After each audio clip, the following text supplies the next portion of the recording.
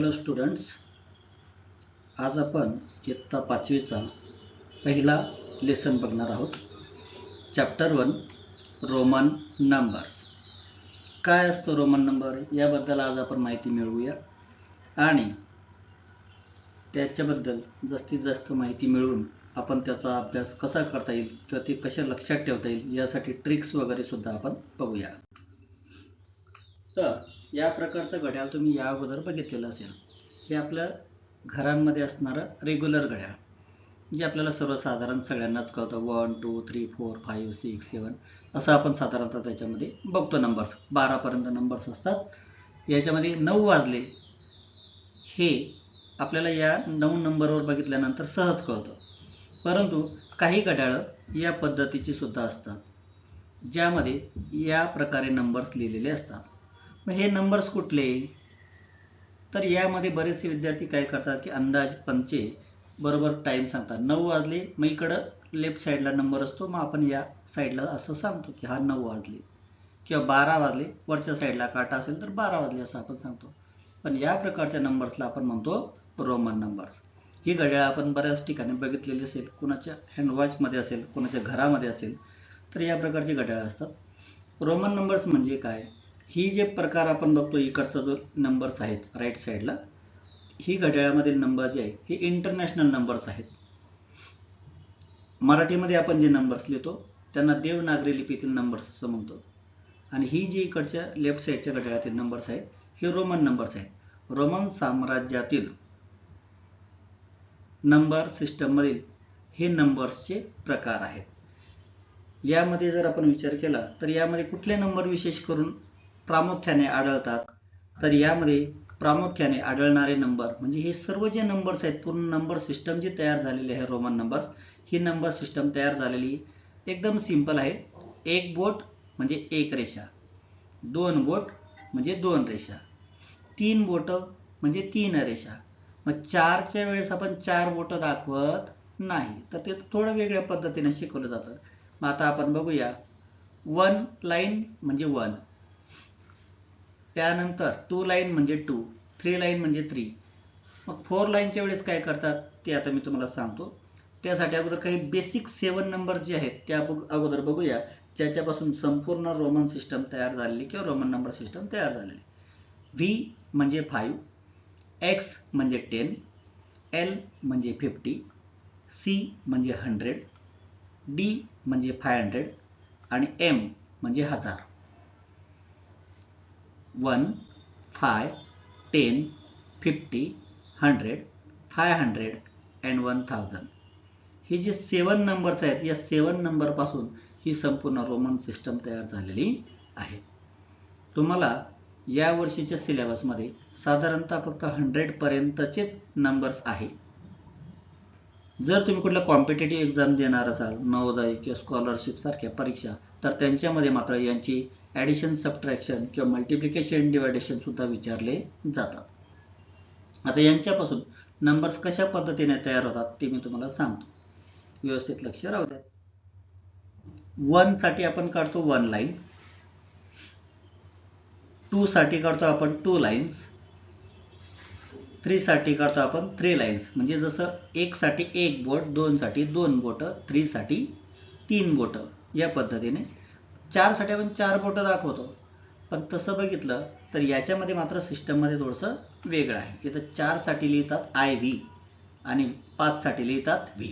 आता इथं तुम्हाला एक गोष्ट, मी महत्त्वाची गोष्ट तुम्हाला इथं नमूद करू इच्छितो, तुम्हाला सांगू इच्छितो.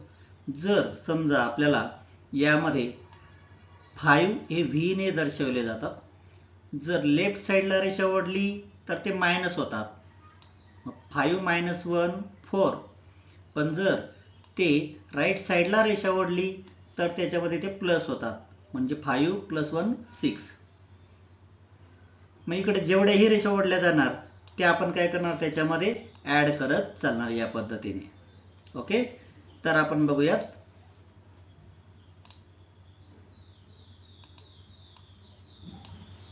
वन 2 3 4 5 पर्यंत आपलं 1 2 रोमन नंबर झालेला आहे. यानंतर आता आपण जो पुढचा नंबर बघणार आहोत तो 6. मग व्ही नंतर एक लाईन आपल्याकडे काय करावं लागेल, आपल्याला काय करावं लागेल, ड्रॉ करावी लागेल.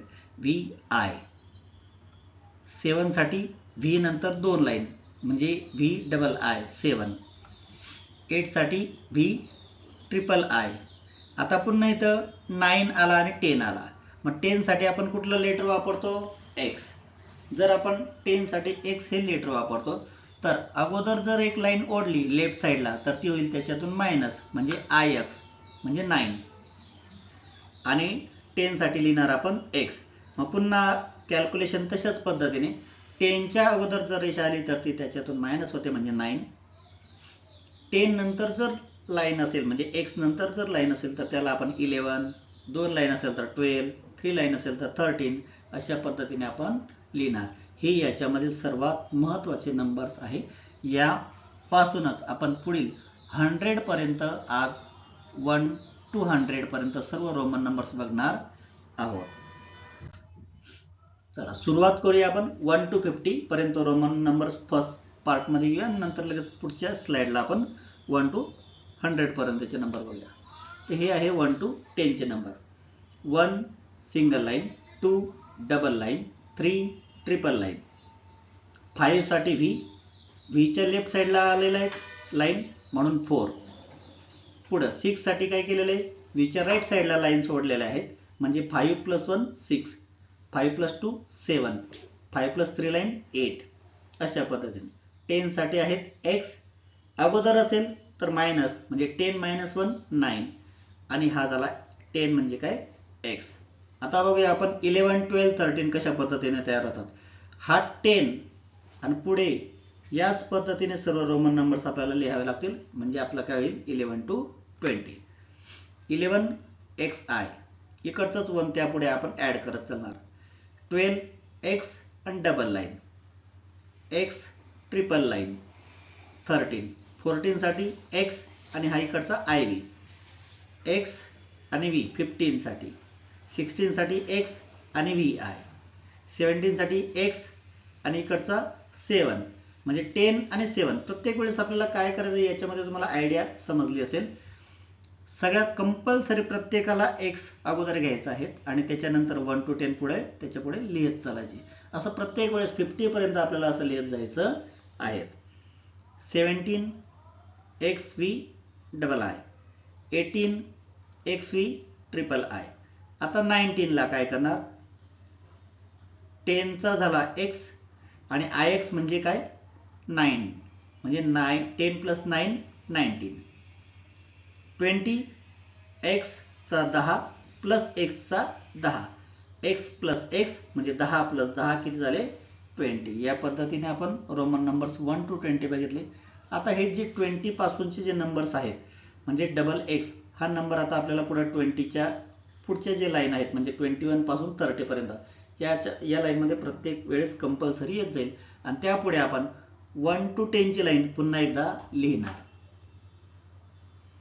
डबल एक्स आय म्हणजे 20 + 1 21. या पद्धतीने 30 पर्यंत लिहित जायचं आहे.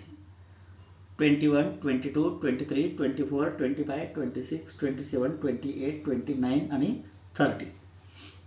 आता यानंतर 30 to 40 कसं लिहिणार, तर 3 वेळा एक्स आपल्याला काढावा लागेल म्हणजे 30 आणि पुन्हा त्यांच्या पुढे 1 2 3 4 5 6 7 8 9 10 हेच लिहावे लागतील. फक्त 40च्या वेळेस काय होईल चेंज होणार आहे. तो का चेंज होईल ते तुम्हाला सांगतो. एल हे लेटर आपण वापरतो 50 साठी. जर तुम्ही इथं बघत असाल 31, 32, 33, 34, 35, 36, 37, 38, 39 हे रेग्युलर यापासून जी पद्धत तयार झालेली त्या पद्धतीने लिहिले. मग 40 आपण XL किंवा इथं 4 वेळा एक्स का नाही लिहिला, तर इथं आपण एल साठी जे लेटर वापरतो एल साठी 50 साठी जे लेटर वापरतो ते आहे एल. मग 50 - 10 किती होतात 40. म्हणजे आता आपल्याला इथं काय लिहावं लागेल, प्रत्येक वेळेस एक्सची संख्या वाढवत न जाता त्याच्याऐवजी इकडून काय सुरुवात करावं लागेल XL आणि त्यांच्या पुढे पुन्हा 1 2 3 4 5 6 7 8 9 10 या पद्धतीने आपल्याला पुन्हा घ्यावे लागेल. बघूया आपण. XL1 XL2, XL triple line, XLIV म्हणजे 44, XLV 45 या पद्धतीने आपल्याला लिहित जायचे आणि 50च्या वेळेस काय लिहायचंय L. यानंतर आता आपल्याला जर पुढे 50 पासून पुढे 51 to 100 जर लिहायचं असेल तर प्रत्येक नंबरची स्टार्टिंग आपल्याला L ने सुरुवात करावी लागेल. कसे बघूयात आपण. या पद्धतीने 51 to 100 आपल्याला 1 to 100 सारखंच लिहिता येईल रोमन नंबरमध्ये. यांच्या पुढे L च्या पुढे काय लिहिलेले आपण 1 2 3 10 पर्यंत. 61 च्या वेळेस पण पुन्हा LX कारण इकडं 60 चा LX झालेला आहे. त्यानंतर पुन्हा 1 to 10 पर्यंत या पद्धतीने. 70 ला LXX. 80 ला सुद्धा पुन्हा सेम येईल त्याच पद्धतीने. 81 to 89 सुद्धा सेम येईल पण 90 च्या वेळेस काय होईल चेंज होईल कारण 100 साठी वापरतो आपण C म्हणून 90 च्या वेळेस काय येईल XC. लेफ्ट साइडला असेल तर तो मायनस होतो, राईट साइडला असेल तर तो काय होईल प्लस. मग हा लेफ्ट साइडला असल्यामुळे XC च्या तो झाला तिथं 100 - 10 म्हणजे 90. इकडे बघूया आपण. आता हे सर्व इकडे 90 आहेत. XC XC XC XC 90. मग प्लस 1 2 3 4 5 6 म्हणजे 91 92 93 94 95 96 97 98 99 100. 100 ला लिहिला आपण C. मग जर आपल्याला पुढे याच्या पुढे पण 100 च्या पुढे जर एखाद्याला लिहायचं असेल तर तो कसा लिहिणार C त्याच्या पुढे पुन्हा 1 लाईन C1 म्हणजे काय 101 102 103 म्हणजे C आणि पुढे एक एक एक एक नंबर्स काय होत जाणार आहे वाढत जाणार आहे. या पद्धतीने आपल्याला त्याच्यामध्ये लिहिता येतं. जर एखाद्याला 100 च्याही पुढे लिहायचं असेल तर हे कसं लिहिणार यासाठी एक महत्त्वाचा चार्ट. हा चार्ट आपल्या टेक्स्टबुक मध्ये नाही परंतु आपल्याला माहितीसाठी हा चार्ट इथं देण्यात आलेला आहे. 100 साठी लेटर वापरतो आपण C. मग 200 2C, 300 3C, 500 ला वापरतात D. मग D च्या लेफ्ट साइडला जर कुठलं लेटर आलं तर ते त्याच्यातून काय होईल मायनस होईल म्हणजे D च्या अगोदर आलेले C म्हणजे 500 - 100 झाले 400 म्हणजे हा 400 साठी लिहितात CD. 500 D पुन्हा एकदा 500 + 1 100 600 DCC 700 DCCC 800. 1000 साठी लेटर यूज करतात M. अगोदर जर 100 आले तर 1000 - 100 झाले 900. मग 900 साठी लिहितात CM आणि 1000 साठी लेटर यूज करतात M. जर आपल्याला एखाद्याला 110 लिहायचं असेल तर तो कसं लिहिणार 100 चा C X म्हणजेच 10 CX.